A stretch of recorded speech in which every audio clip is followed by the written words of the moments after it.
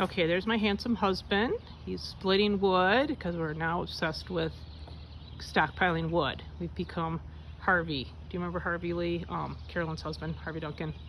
He was a wood splitting maniac. Anyway, there's the rooftop deck, tree house if you will, the weird garage, the other garage where my Jeep is safely ensconced. Again, don't look at the awful grass. One of these days we're gonna water it maybe. So these little, I think I told both of you guys, these little stair-step beds, they were covered in weeds and really awful and gross perennials. And I went in this spring, ripped it all out, worked up the soil, added a little bit to the soil, and mulched. And then we added, I got these two lilies, these two day lilies, and put them in there. And then we also planted, I think they're like zucchini and I don't know what else. But I did keep the hardy geraniums from that were there, and I think that was probably it. I added this really nice purple sedum, and I added a poppy that everybody keeps saying, you need to pull that dandelion, that thistle. It's poppy, people. Poppies matter too.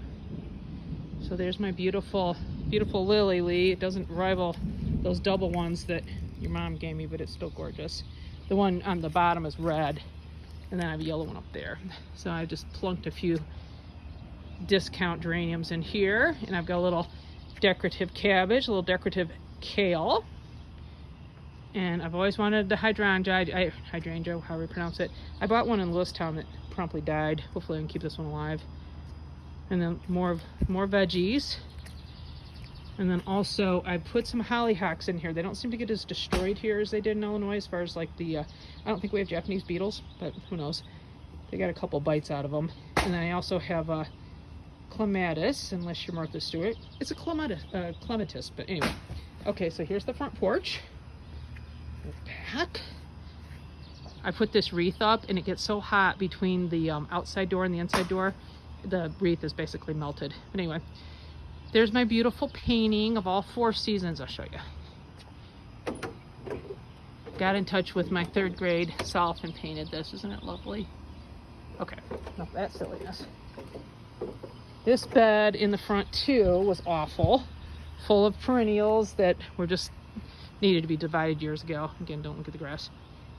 Put some pots in, and I think I put that lily in, put a couple decorative grasses in. Those are the Karl Forsters or whatever. More containers full of zinnias, because I can't not zinnia, and some marigolds. And then on this little climbing thing, I have there's those vines. I can't remember what they're called. I actually have the castor bean vine in there, Lee. That's from one of the seeds that you gave me. And I can't think of the name of those other 2 vines. They look like Hawaii flowers. But anyway, have another clematis here. Got my galvanized tub full of stuff. It's really weird. Pansies live all summer here, unlike Illinois, where they seem to die as soon as it gets hot in June. Okay, I'll give you the full on here. Very happy with how this bed turned out. I mean, I did put a few perennials. Hey, do either one of you guys do, I can't think of what it's called. I think it's called Beard's Tongue or something. I'd never heard of it till this year, but it looked really pretty until it quit blooming, but that's there. And I have some more hardy geranium, and some asters in a pot. But anyway, we're trying to pretty it all up. It's fun. Okay, here we go. Bye.